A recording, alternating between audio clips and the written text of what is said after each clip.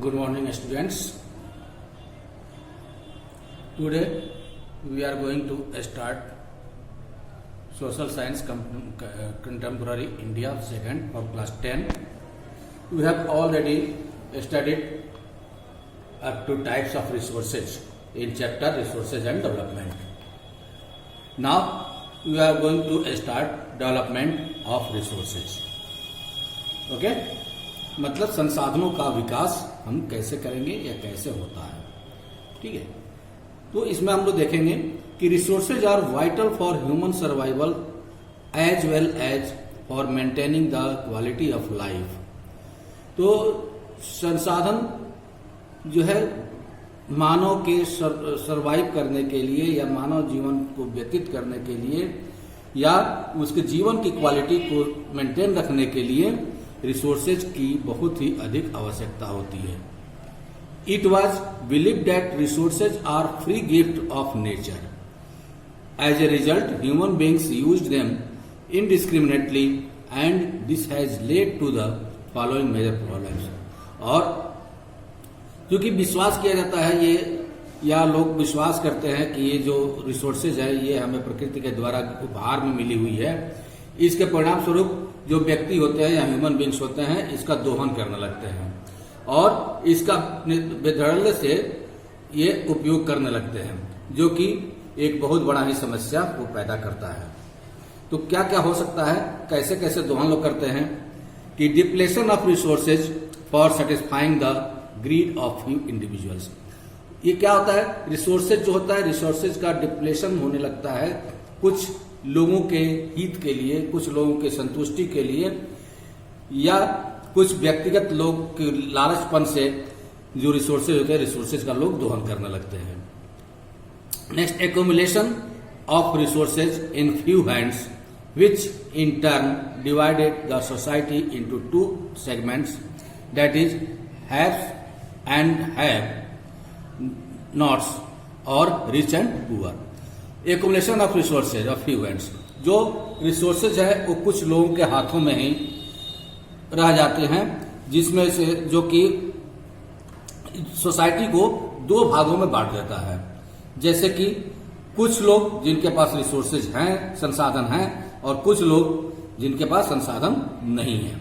या हम लोग अमीर और गरीब के रूप में कह सकते हैं कि कुछ अमीर लोग हैं जिनके पास संसाधन फुलफिल है और कुछ गरीब लोग हैं जो कि जिनके पास संसाधन नहीं है, यानी वो संसाधन विहीन है. नेक्स्ट पॉइंट आता है, indiscriminate exploitation of resources has led to global ecological crisis such as global warming, ozone layer depletion, environmental pollution and land degradation. जो इनक्रिमिनेट एक्सप्लॉयटेशन ऑफ रिसोर्सेज यानी जो संसाधन होते हैं उनका एक्सप्लॉयटेशन करना, उनका शोषण करना, उनका उत्पीड़न करना. ठीक है, यानी इसको करने से, दोहन करने से, रिसोर्सेज का ज्यादा अधिक मात्रा में उपयोग करने से क्या होता है कि ग्लोबल इकोलॉजिकल क्राइसिस हो जाता है, यानी विश्व स्तरीय यानी वैश्विक पारिस्थितिकी संकट पैदा हो जाता है. वैश्विक पारिस्थितिकी संकट पैदा हो जाता है, जैसे कि ग्लोबल वार्मिंग हो जाता है, ओजोन लेयर का ह्रास होता है, एनवायरमेंटल पॉल्यूशन होता है, जो वातावरण में पॉल्यूशन होता है, और लैंड डिग्रेडेशन होता है. जो लैंड होता है भूमि का क्षय होता है, भूमि का क्षरण होता है या ह्रास होता है.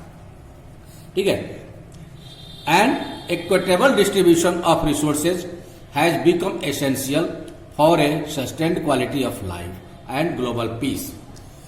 जो रिसोर्सेज है उसका समान रूप से वितरण होना चाहिए, यह समान रूप से वितरण होना आवश्यक है, जिससे कि जो भी लाइफ है या ग्लोबल पीस है उसको सस्टेन किया जा सके, वो स्थिर रह सके. Few individuals and countries continues the future of our planet is in danger. कुछ लोग और कुछ कंट्रीज ऐसे हैं जो कि इन संसाधनों का दोहन कर रहे हैं या कंटिन्यू रखे हुए हैं, जिससे कि हमारा फ्यूचर, हमारे प्लैनेट का फ्यूचर, हमारे ग्रह का फ्यूचर खतरे में पड़ गया है. Therefore, resource planning is essential for sustainable existence of all forms of life. तो जो रिसोर्स प्लानिंग है यानी संसाधनों की योजना है, ये बनाना बहुत ही जरूरी है जिससे कि सस्टेनेबल एग्जिस्टेंस लाइफ का रह सके, यानी लाइफ का जो स्वरूप है, जीवन का जो स्वरूप है, वो सस्टेन कर सके और एग्जिस्ट कर सके. Sustainable existence is a component of sustainable development. जो सस्टेनेबल एग्जिस्टेंस है, ये सस्टेनेबल डेवलपमेंट का एक अवयव है. ठीक है, तो हम कह सकते हैं कि आखिर सस्टेनेबल डेवलपमेंट होता क्या है. तो सस्टेनेबल डेवलपमेंट होता है कि sustainable economic development means development should take place without damaging the environment and development in the present should not compromise with the needs of the future generation.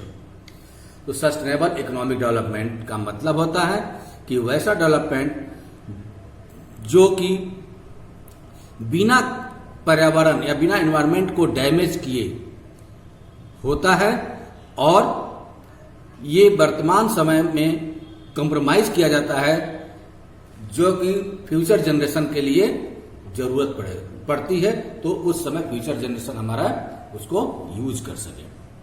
कि हम जब कंप्रोमाइज करेंगे संसाधनों से, संसाधनों के दोहन से कंप्रोमाइज करेंगे, यानी कम से कम हम उपयोग करेंगे, तो जो बचेगा रिसोर्सेज वो हमारे कमिंग जनरेशन या फ्यूचर जनरेशन के लिए उपयोगी होगा, या हमारा फ्यूचर जनरेशन उसको उपयोग कर पाएगा. इससे संबंधित रियो डी जेनेरियो अर्थ समिट 1992 हुआ था. ये रियो डी जेनेरियो में हुआ था, ब्राजील की राजधानी रियो डी जेनेरियो. तो वहां पे समिट हुआ था, सम्मेलन हुआ था 1992 में. तो उसमें ये सब मुद्दा उठाया गया था, रिसोर्स से संबंधित, रिसोर्स प्लानिंग से संबंधित. उसमें क्या था, in June 1992 more than 100 heads of states met in Rio de Janeiro in Brazil for the first international earth summit. प्रथम पृथ्वी सम्मेलन 19 जून 1992 में 100 देशों के या 100 राज्यों के राज्याध्यक्षों के द्वारा सम्मेलन में शामिल, 100 राज्य के राज्याध्यक्ष सम्मेलन में शामिल हुए, जो कि ब्राजील के रियो डी जेनेरियो में सम्मेलन अंतर्राष्ट्रीय पृथ्वी सम्मेलन हुआ था, इंटरनेशनल अर्थ समिट हुआ था. The summit was covered for addressing urgent problem of environment protecting and socio economic development at the global level. इस समिट में, इस सम्मेलन में क्या कवर किया गया, किस बारे में किस मुद्दे को उठाया गया, इसमें जो एनवायरमेंटल प्रोटेक्शन का मुद्दा उठाया गया, सोशियो इकोनॉमिक डेवलपमेंट का मुद्दा उठाया गया ग्लोबल लेवल पे, वैश्विक स्तर पे सोशियो इकोनॉमिक डेवलपमेंट का मुद्दा और प्रॉब्लम ऑफ एनवायरमेंटल प्रोटेक्शन का मुद्दा उठाया गया था. The assembled leaders sign the declaration of global climatic change and biological diversity. जब सम्मेलन समाप्त हुआ तो सम्मेलन के जितने भी लीडर्स थे सम्मेलन में, उन लोगों ने एक ट्रीटी पे, एक समझौते पे साइन किया और डिक्लेरेशन पर साइन किया, जो डिक्लेरेशन का नाम था global climate change and biological diversity. इस डिक्लेरेशन पे सभी लीडर्स ने साइन किया. ठीक है, यानी सहमति अपनी प्रदान की. The Rio convention endorse the global forest principle and adopted agenda 21 for achieving sustainable development in the 21st century. तो ये रियो डी जेनेरियो में जो ग्लोबल फॉरेस्ट प्रिंसिपल को अपनाया गया, यानी वैश्विक वन्य सिद्धांत को अपनाया गया और इसमें 21 एजेंडा को शामिल किया गया, जो कि 21वीं सदी के सस्टेनेबल डेवलपमेंट में काम आए. इस पे सहमति प्रदान की गई. एजेंडा 21 क्या था? It is the declaration signed by world leaders in 1992 at the United Nations conference on environment and development, UNCED. ये एक साइन किया गया था वर्ल्ड लीडर्स के द्वारा 1992 में. एजेंडा 21 किसके देखरेख में? United Nations conference on environmental and development, UNCED के रूप में ये साइन किया गया, उसका नाम रखा गया, which took place at Rio de Janeiro Brazil, जिसको कि इसी एग्रीमेंट को रियो डी जेनेरियो में लाया गया था, कि जो 21 एग्रीमेंट था इसी को रियो डी जेनेरियो में लाया गया था ब्राजील में, इसी पर चर्चा हुई थी। It aims at achieving global sustainable development, इसका जो एम था, उद्देश्य था, उसका उद्देश्य था ग्लोबल सस्टेनेबल डेवलपमेंट को अचीव करना। Okay, it is an agenda to combat environmental damage, poverty, disease through global cooperation on common interests, mutual needs and shared responsibilities. इसमें इस एजेंडे में एक चीज और शामिल किया गया कि कॉम्बैट एनवायरमेंटल डैमेज को रोका जाए, poverty, disease through global cooperation on common interest, poverty को भी रोका जाए, उस पर भी काम किया जाए, डिजीज को या महामारी को कम करने की व्यवस्था सामान्य रूप से यानी सभी के हितों में किया जाए, mutual needs and shared responsibility, सभी को म्यूचुअल नीड्स की जरूरत है और शेयर्ड रिस्पॉन्सिबिलिटी मतलब सामूहिक रूप से उत्तरदायित्व तो सबको लेना पड़ेगा, सामूहिक रूप से सबको उत्तरदायी इसमें बनाया गया। One major objectives of the agenda 21 is that every local government should draw its own local agenda 21। इसके में एक जो मेजर ऑब्जेक्टिव था, जो मुख्य रूप से उद्देश्य था, वो क्या था कि जो एजेंडा 21 है ये सभी लोकल गवर्नमेंट के द्वारा एक खाका खींचना चाहिए कि एजेंडा 21 में उनको क्या क्या करना है। ठीक है, तो यहां पे हम देखते हैं कि एजेंडा 21 ये लागू किया गया और कोशिश किया गया कि इन्वायरमेंटल पोजीशन को ठीक किया जाए और सस्टेनेबल डेवलपमेंट का विकास किया जाए। ठीक है, तो आज स्टूडेंट यहीं तक छोड़ेंगे हम।